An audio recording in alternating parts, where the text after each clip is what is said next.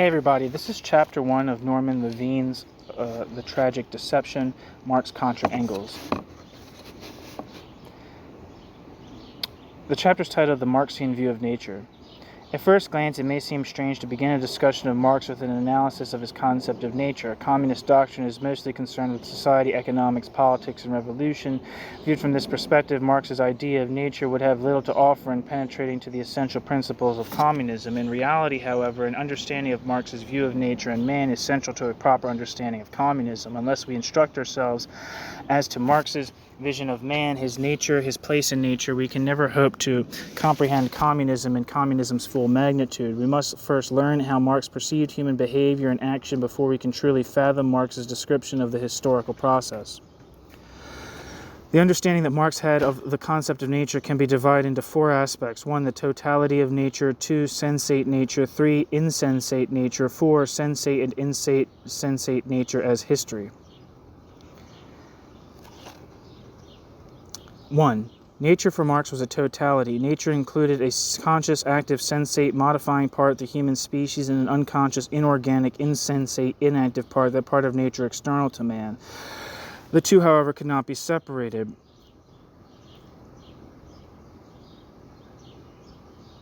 The active and the passive part of nature were both parts of it, encompassing unity and process. To speak of man was by definition to speak of man's productive praxis, man's modification and influence on insensate nature. To speak of insensate nature was by definition to reflect on how and what fashion this passive material was altered and humanized by the activity of men.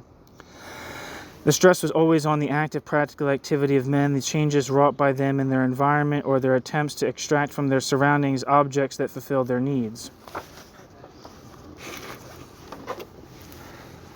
The insensate nature in Marx's writings was never discussed in isolation, never discussed an agency that had laws and mechanisms peculiar to itself. Marx never treated the inorganic world as having a separate and distinct existence apart from man, as having an essence and metaphysics of its own. Marx did not permit himself to study chemistry, physics, or biology, or to analyze the structure of these sciences and then proceed to describe the being of the inorganic world. The Marxian vision was always on those areas where the sensate and insensate parts of nature interchanged. Marx focused on the socioeconomic world because it was in the socioeconomic world that the sensate and insensate commingled, mutually influenced on each other, and fused. Marx thus pictured an essentially complementary and interdependent relationship between man and external nature. In fact, this interdependent, interrelated relationship was exactly what Marx referred to as the, quote, being of nature, end quote. Marx was compelled to stress their naturalness, compelled to complete nature by the very fact that their needs could only be answered by the things with which insensate nature had surrounded them. The being of nature was a whole in which its human, i.e. conscious part must of necessity be gratified by the inorganic part in mutual complementation between sentient and insentient halves. 2. Human nature for Marx was sensate nature or natural being. This meant for Marx that the gratification of men's physical needs could only be gained by something outside of men. Men suffered from hunger and thirst. The gravitation of this hunger and thirst could only be achieved by water and food, but the gratification of human needs was not solely answered by complementary inorganic things outside the individual. The fulfillment of human needs could also be accomplished by another human being. The needs for love, friendship, sex, cooperative, social production could only be assuaged by another human subject. In his essay, Free Human Production, Marx analyzed how two individuals mutually satisfied each other by means of the productive process. In the act of production, the individual gratified his need to objectify himself through labor, and through the thing made fulfilled a corresponding need in another human being. Also, the individual who had produced an object of need had reconfirmed the positive relation of the other to the entire human species, and conversely confirmed his own social nature because he had produced for another. Another aspect of human sensate nature, according to Marx, was consciousness. On its most primitive level, consciousness simply referred to certain qualities of natural human faculties. Humans were conscious because the ear, eye, skin had as one of their attributes the capacity to be sensuous, the ability to receive sensations, that is, to experience. Consciousness for Marx, then, could be equated with sensuousness, i.e. awareness of impressions. Marx was attempting to surmount the Hegelian and idealist reduction of life to pure consciousness. If Hegel was right, then human alienation would reside in the estrangement of consciousness from consciousness itself, and human history would reflect the evolution of consciousness in time and space. Marx was reaffirming, on the other hand, that natural being was a precondition of consciousness, that being existed prior to thought. From this perspective, Marx could proceed to argue that alienation referred to the separation of the natural being from the object of its gratification, and that history was the phenomenology of human praxis, the forms of society brought into existence by human activity in order to satisfy and reproduce life. Consciousness also permitted man to see that he was a species being. Men were aware that they belonged to a human species because they became aware that all men share in common the attribute of being conscious of their activity as objects. Species being, the ability of the species man to receive sensation, was then the necessary precondition for the awareness that man belonged to a species, that he belonged to a group of natural beings who were delineated by their ability to be conscious of their activity. Species being was constituted by a group of anthropological characteristics such as the above-mentioned sensuousness and consciousness. The human species was also characterized by a system of needs. Men required water, food, and shelter to perpetuate their physical existence. They possessed feelings and passions and were thus subject to suffering. The species had an objective nature because it could only gratify both its physical and psychological needs through objects outside itself. For Marx, these needs formed the ground of social existence. In order to meet these needs, men had to organize or socialize men's activities. That is, social existence already existed as an attribute of these needs, for it was only in society that these needs could be gratified. Need was thus a motivating force in history. Therefore, all history was in part the organization, social and economic, that men imposed on the species in order to better answer their needs. Lastly, activity was also an anthropological characteristic of the species. Men were active. Men had to produce the conditions for their continued existence. Man's activity, i.e. man's productive labor, not only modified the world external to him, but also in turn modified man. By constantly changing socioeconomic forms, men also changed not their species being, since that was a naturalistic determinant, but men's social consciousness and their behavior. Species activity thus implied that the species was adaptive, that is, its social and cultural forms of existence were capable of endless reconstruction. 3. Insensate nature is both the condition of human labor and the source of human affirmation. As the condition of human labor, insensate nature supplied man with materiality. It was the substance in which human objectification assumed form. Labor could only be fulfilled, could only realize itself in an object. Insensate nature was the basis of mediation, the materiality that afforded labor the possibility to be objectified. Insensate nature was the source of human affirmation because insensate nature possessed qualities that activated and confirmed the sensuous capacities of men.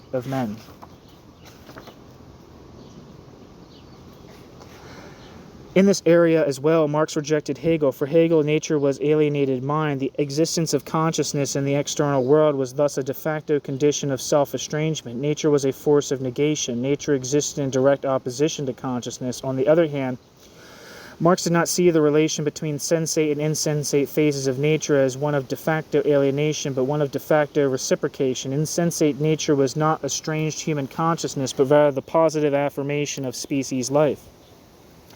Insensate nature was not negation and opposition, but rather one source of confirming human existence, one pole of the harmonious continuity between sensate and insensate phases.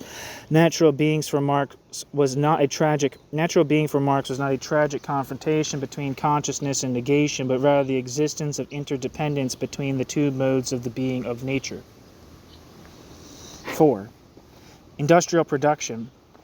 The change of material forms had altered the condition of insensate nature itself. In this sense, insensate nature had become anthropological. That is, insensate nature bore the stamp of human praxis. The part of insensate nature that became involved in human activity and production was historicized, for it was continuously modified by human praxis in the course of time. External nature was humanized, for it was shaped in accordance with the conscious human needs and projects. In accordance with conscious human needs and projects. 1 second, let me get some water.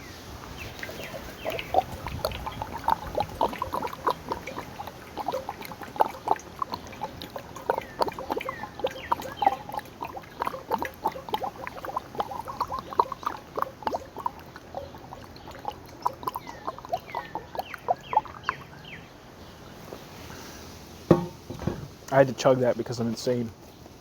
Where am I? Thus, insensate nature had two sides, the historical and non-historical. History for Marx was synonymous with the autogenesis of the species through its own activity. Therefore, only that part of insensate nature that was humanized could also be historicized. Laws of chemistry and physics could produce change in process, but history couldn't because it lacked a conscious human agent or purposeful praxis. Clearly, the advancement of knowledge implied the ever-increasing humanization of external nature. The more men intervened in nature, assumed control of human laws, the more nature became anthropological, the more nature was put to species purposes. Control of atomic energy, the victory of space travel meant the humanization and historicizing of dimensions of the natural world beyond the imagination of previous generations. Marx's view concerning the history of sensate nature led Marx to an ontological view of human nature. Being was process. In order to clarify this assertion, a distinction must be made between two aspects of human nature. Previous paragraphs have discussed the naturalistic substrata. The human species was constituted of passions, feelings, and sensuous needs. These were not subject to change, but formed an unchanging naturalistic substructure. Marx believed that the human senses had been refined, quote, cultivated, end quote, but not created by history. The humanization of nature, e.g. the production of better musical instruments of more varied and more distinct types, had in turn improved and intensified the corresponding sensual nature of man. By objectifying himself, by making objects, man had also further humanized himself, that is, adding to his enjoyment and appreciation of experience. Only consciousness could have a history, and it was by means of consciousness that the ontological nature of man expressed the ontological nature of man's self. The objects that men produced not only cultivated men's sensual existence, but also altered their mode of consciousness and thus their rational behavior. The different technologies that praxis brought forth, the different socioeconomic structures produced by human labor also brought forth different modes of consciousness and different forms of relating to the world. Man thus created his own consciousness, his self. Man was a being in process, a being whose nature it was to project to the future. If ontologically man was process, then history could be nothing but the manifestation of that process, the continuous self-creation of man by man. When Marx wrote that, quote, man has his own process of genesis, history, end quote, Marx meant that since the essence of man was process, history itself could only be the autogenesis of man. The preceding analysis of Marx's conception of nature is based almost exclusively on the manuscript of 1844. This does not mean, however, that Marx's conception that man was a conscious active agent was limited to this period of his life. Throughout his life, Marx adhered to the idea that human activity was the, quote, energizing principle, end quote, of socioeconomic life. Indeed, Marx approached the problem in different ways through the different periods of his life. He emphasized different aspects, but the underlying theme of human praxis remained constant. In 1841, at the age of 23, Marx completed his doctoral dissertation on Democritus and Epicurus. By comparing these ancient atomists, Marx distinguished between two types of materialism, dogmatic and absolutist. Democritus affirmed that atoms were real, objective building blocks of nature, that atoms joining together was pure accident, and that all human and natural processes were determined by atoms' fortuitous cohesions. Both a skeptic and an empiricist, Epicurus looked upon atomistic theory not as objectively true, but as one possible category, a model by which to interpret the world around us. A subjectivist and an experimentalist, Epicurus wished to use the notion of atoms as an abstract principle through which one could explore nature. Of the two atomists, Marx favored the Epicurean approach. He did so because Epicurus did not assert the metaphysical priority of matter, as did Democritus, but rather Epicurus looked upon atomic theory as one mode of consciousness to approach reality. The Epicurean approach was based on the idea that consciousness was the abstract universal and made of thought the, quote, energizing principle, end quote, of the world. It is perfectly consistent, therefore, for Marx to have begun his dissertation with a note of veneration for Prometheus. Quote, the knowledge of Prometheus, ...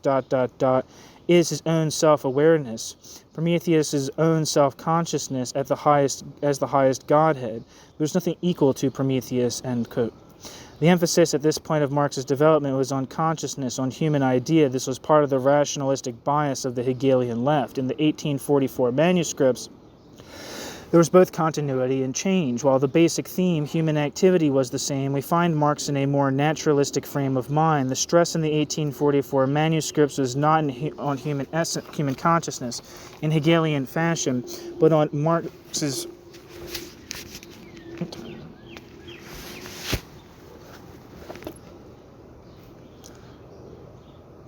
Where am I?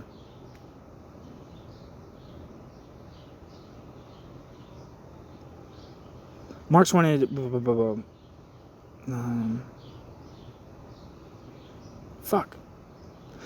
Anyway, might have to reread some stuff. In the 1844 manuscripts, there's both continuity and change. While the basic theme, human activity, was the same, we find Marx in a more naturalistic frame of mind. The stress in the 1844 manuscripts was not on human consciousness in Hegelian fashion, but on man's anthropological nature in Feuerbachian fashion. Nevertheless, even though an anthropological perspective was added, Marx still pictured man as active in modifying man. Man was not presented as consciously criticizing reality, but as consciously and purposefully making objects and producing the conditions for his self-perpetuation. The theme of revolutionary praxis was evident in the, quote, theses on Feuerbach, end quote. Here, Marx was not referring to nature, but to society. Marx wanted to change the world. It was only by changing social relationships, by practical critical activity, that human changes could be brought about. The shift between the manuscripts of 1844 and the, quote, theses on Feuerbach, end quote, was a shift from the attempt to predicate an anthropological reciprocity between man and nature to an assertion that revolutionary activism was necessary if man was to transcend man's self. Marx moved from philosophic speculation about anthropological nature to preliminary speculations about the nature of political radicalism.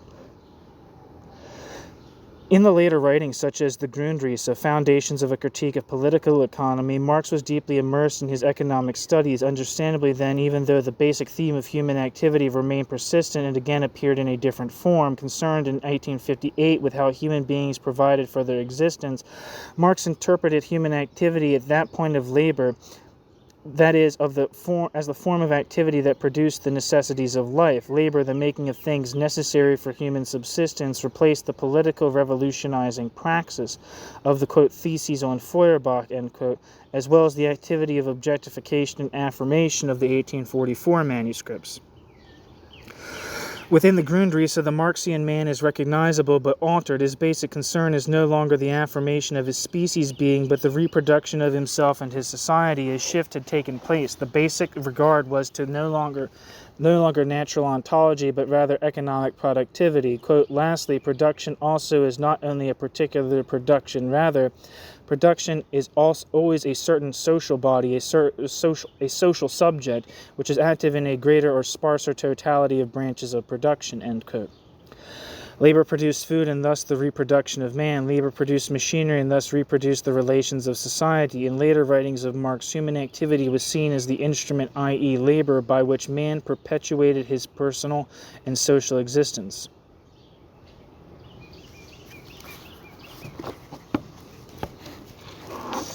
Not only was his concept of human activity modified, but also his concept of nature and capital. Nature appeared as a laboratory, reflecting Marx's shift of emphasis from philosophical anthropology to economics. Nature appeared in capital as that which offered the materials from which humans could produce food, build machinery, and experiment. Marx wrote, quote, he makes use of the mechanical, physical, and chemical properties of things as means of exerting power over things, and in order to make these other things subservient to his aims, leaving out of consideration the gathering of ready-made means of subsistence, such as fruits for which purpose man's own bodily organs suffice him as the instruments of labor. The object of which the worker takes direct control is not the subject matter of labor, but the instrument of labor. Thus, nature becomes an instrument of man's activities, an instrument with which he supplements his own bodily organs, adding a cubit and more to his stature. Scripture notwithstanding, just as the earth is his primitive larder, so likewise is it his primitive tool house. End quote, Marx. In the third volume of Capital, Marx again stated, as Marx did throughout his work, that nature itself was never the source of value, that is, insensate nature in itself was passive. Whatever had value in the human social universe received that value from the productive modifications of man effected through his labor.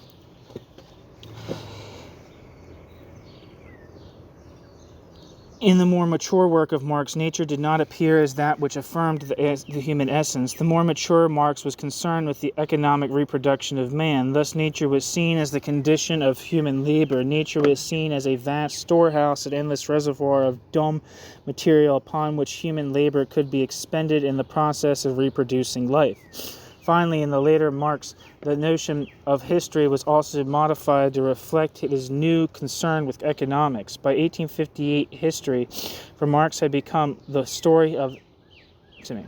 Finally, in the later Marx, the notion of history was modified to reflect his new concern with economics. By 1858, history for Marx had become the story of the expansion of social productive powers. In 1844, Marx had seen history as the story of the humanization of nature through human praxis. In 1858, Marx saw history as the record of the various stages humanity had passed through in order to conquer economic want. In 1844, history was a reflection of human objectification. In the Grundrisse, history was a reflection of industrial capacity. Thus, at the end of his life, Marx continued to see man as the active agent in the world and nature as essentially passive. However, this basic theme was modified as it traversed the several periods of Marx's career. In his later work, praxis presented itself as labor, nature as a laboratory, and history as the escalation of productivity. Nevertheless, in Capital, Marx again reaffirmed the basic theme Marx originally expressed in 1844, quote, "Is the independent movement of private property become conscious of itself, modern industry as self," end quote.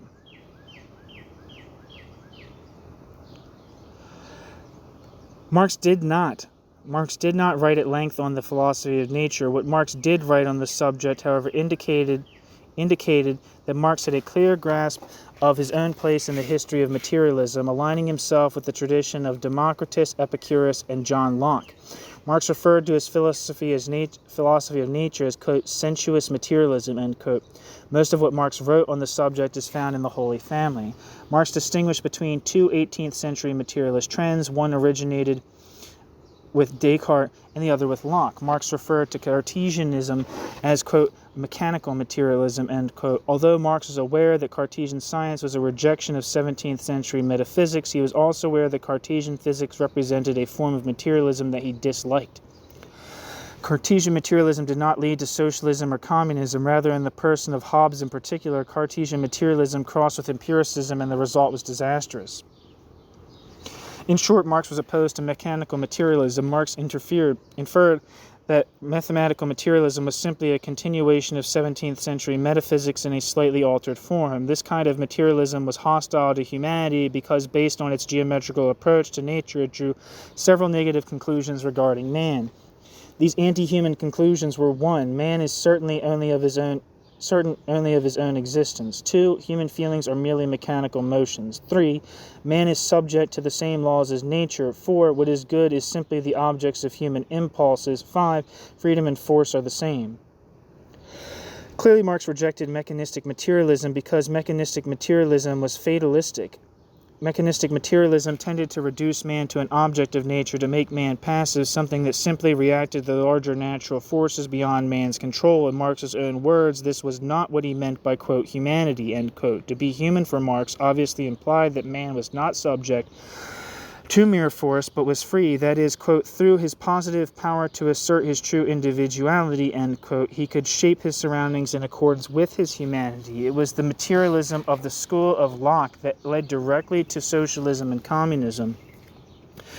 This tradition, quote, developed the teaching of materialism as the teaching of real humanism and the logical basis of communism, end quote. Obviously, rather than being, quote, hostile to humanity, end quote, this kind of materialism was the essence of humanity. It was to this form of materialism that Marx adhered. The core of Locke's materialism was its affirmation of the theme of sensuousness. The sensuousness of all knowledge were the senses. The sources of all knowledge were the senses. Men were rational. Science consisted in the application of a rational method to the data provided by the senses. Any philosophy at variance with the healthy human senses and reason based on them was false. Men were not inherently evil, but rather education and environment were omnipotent in shaping their character.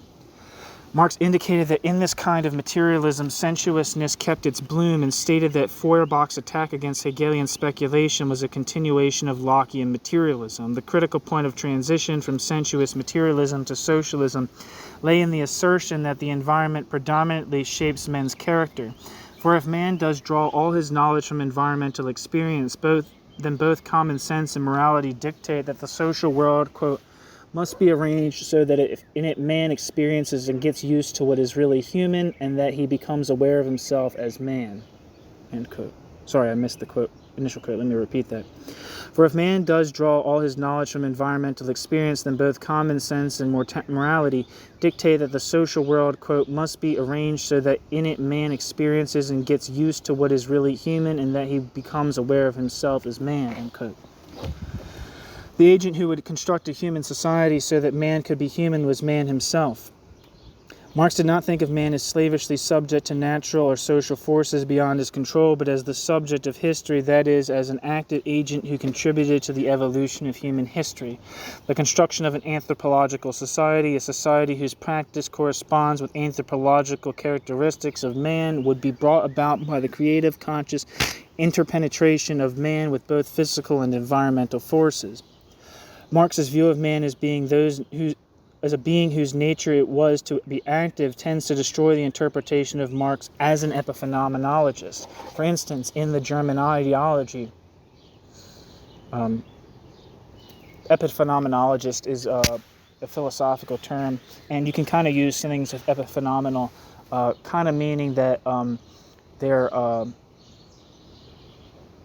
caused but not causal. So, like, if in terms of consciousness being epiphenomenal, consciousness is caused by, say, the material basis of society or something like that, and that it did not have, and that consciousness did not have consequences on social reality. That would be a form of saying that consciousness is epiphenomenal. So like a really, really dogged historical determinism that viewed everything as reducible to economics would be a form of epiphenomenalism. So, for instance, in the German ideology, Marx wrote, quote, "Life is not determined by consciousness, but consciousness by life," end quote. Some have interpreted statements of this kind to mean that Marx had articulated a clear theory of knowledge. Epistemologically, these people argued Marx held it possible to know the, quote, thing in itself, end quote. They turned Marx's comments regarding consciousness into a theory of perception, maintaining that all ideas and thought derive from or are mere reflections of external objects. This was the, quote, copy theory, end quote, of perception. It was first expressed by Engels in Ludwig Feuerbach in the end of classical German philosophy, when Engels wrote, quote, "We comprehend the concepts in our heads once more materialistically as images of real things instead of regarding the real things as images of this or that stage of the absolute concept," end quote. Engels. Lenin adopted the, quote, copy theory, end quote, approach in his materialism and imperial criticism, the tradition that Marx was an epiphenomenologist, that Marx held that all ideas are accurate images of the, quote, thing in itself, end quote, are thereby established. In German philosophical language of the early 19th century, the phrase sinnliche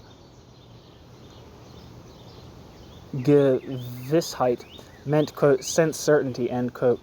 The word Wahrnehmung meant, quote, perception, end quote. When Marx wrote that consciousness was derived from life, Marx did not use the word sinnliche Gewissheit or Wahrnehmung, sense certainty or perception. In short, Marx was not making a statement about perception. Marx was not claiming that ideas reflect the, quote, thing in itself, end quote. The word that Marx used was Bewusstsein, or, quote, consciousness, end quote, to be understood as, quote, to be aware of, end quote. From Kant to Hegel, human consciousness was understood to be something separate from both sense certainty and perception, and indeed to supersede sense certainty and perception.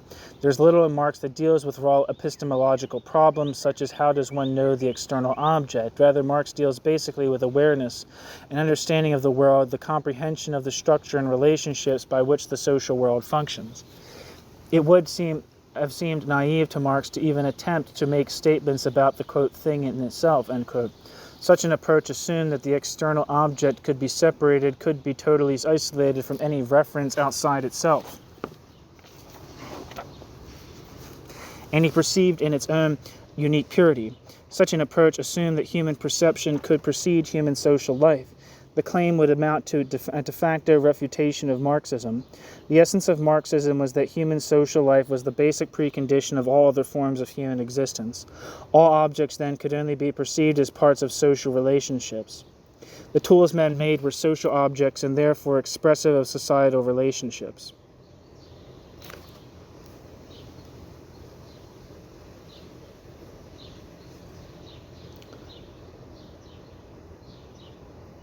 Such an approach assumed that human perception could precede human social life.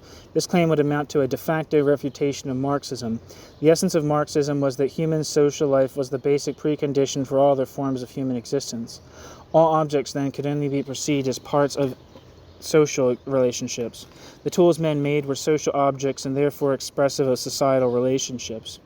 Scientific experiments were social experiments and therefore manifested social productive relations. Social life for Marx was the ground, the gestalt in which objects made their appearance. In The Holy Family and Theses on Feuerbach, Marx attacked both Bruno Bauer and Ludwig Feuerbach. Both men were representatives of critical philosophy. Both men argued that it was possible to change human behavior by changing the forms of consciousness, a particular mode of human thought. Criticism for Bauer and Feuerbach implied the analysis and refutation of certain concepts. Marx ridiculed such critical philosophy. Marx altered the meaning of criticism, changing criticism from a refutation of ideas to actual real changes of social institutions and practice. Criticism in the hands of Marx became a synonym for revolution because to criticize for Marx meant the actual, quote, changing of circumstances, end quote. Clearly, consciousness, as understood by Marx, had an active role to play in, quote, practical critical activity, end quote. Societal change could not be undertaken thoughtlessly. Consciousness would provide the format, the program. Changes could be made in terms of old forms of consciousness, capitalist consciousness, or changes could be made in terms of a new form of consciousness, the proletarian consciousness, brought into existence by the Industrial Revolution. Marx thought in terms of coexistent relationship between activity and consciousness. Man was a being who was coevally praxis and consciousness, and Marx anticipated that communist consciousness would provide the program by which human activity could reconstruct the world. In his philosophy of nature, Marx clearly tried to avoid the pitfalls of dualism. Marx rejected all claims to the absolute priority of either mind or matter, to the radical separation of consciousness and the external world. Marx abjured the subjectivism of Fichte and Hegel, or the claim that existence was primarily determined by the self-evolution of thought. On the other hand, Marx rejected the objectivism of La Mettrie and Hobbes, the claim that matter determined all aspects of existence and that thought was merely an epiphenomenon of the external world. Both the spiritual monism of Fichte and Hegel and the materialistic monism of La Mettrie and Hobbes suffered from the same logical fallacy. They were both based on the assumption of the categorical disjuncture of mind and object. For Marx, reality could not be sundered into mind and nature. Rather, nature itself, sensate nature, was by definition conscious nature. There was no question in Marx whether mind or nature was logically interior. Both were coexistent in sensate nature. Thus, the world's social life was a pre-given. That is, existence could only emerge because consciousness and matter interpenetrated. Clearly, Marx was a naturalist. Marx himself defined communism as a humanistic naturalism, but Marx's naturalism can also be described as dialectical. That is, he was not primarily interested in claims of truth or claims of goodness, neither in epistemology nor in morality. Marx's primary concern was the production of objects for the preservation of the species. He was a dialectical naturalist because Marx understood the essential project of the species to be production. The program of the species was to modify the surrounding world to ensure its own reproduction. In so doing, active man created active man's own world as well as active man's self.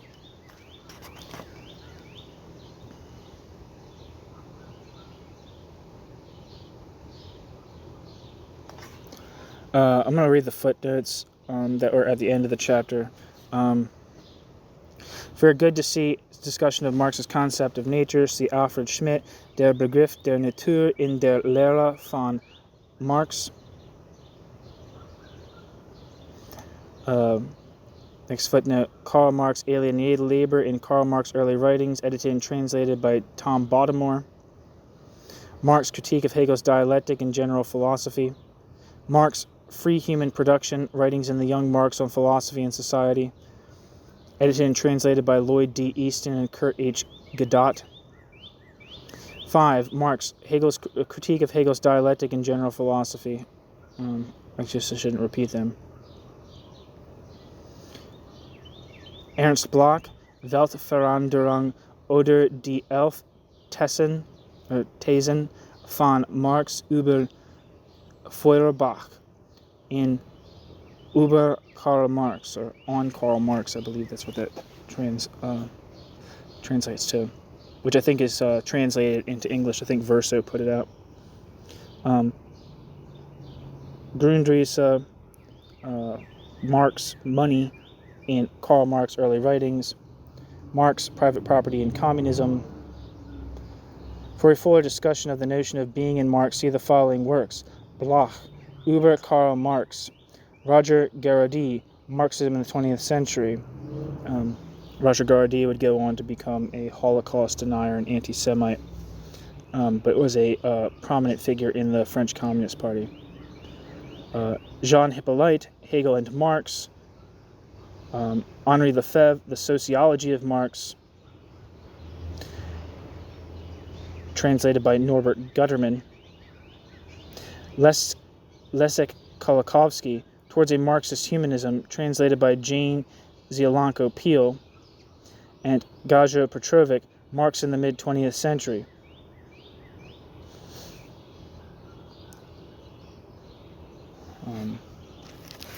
Lefebvre, Dialectical Materialism, translated by John Sturrock.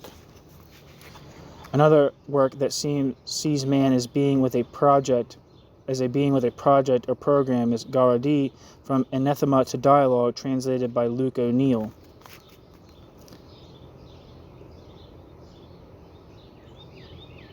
For an evaluation of Marx's dissertation, see the following works: Bloch, Über Karl Marx, H.P. Adams, Karl Marx in his earlier writings, from 1940.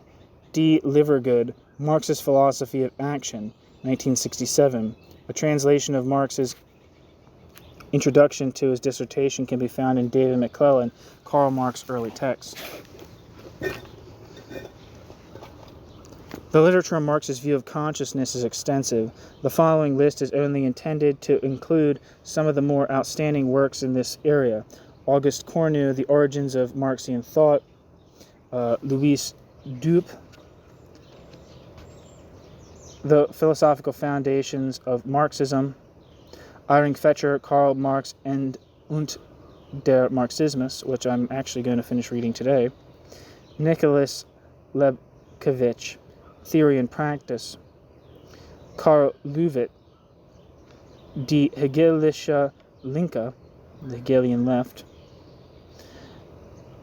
Georg Lukács, Geschichte und Klassenbewusstsein, History and Class Consciousness, Nathan Rothenstreich, Basic Problems of Marx's Philosophy, and Gottfried Stieler, Dialectik und Praxis.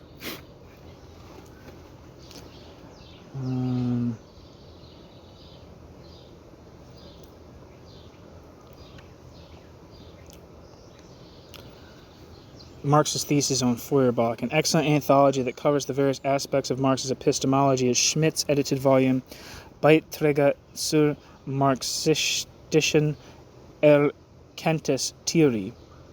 In addition, for an excellent essay on the role of sensuous perception in Marx, see Herbert Marcuse, The Foundations of Historical Materialism in Studies in Critical Philosophy, translated by Horace Joris Debray for New Left Books, 1972.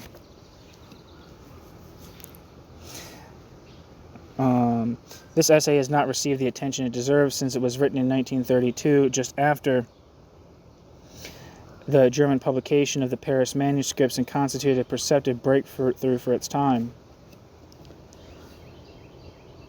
On the history of materialism, the following books have been consulted: R.G. Collingwood's The Idea of Nature, G.W.F. Hegel, The Science of Logic, translated by U.B. Bailey, Naturalism and the Human Spirit by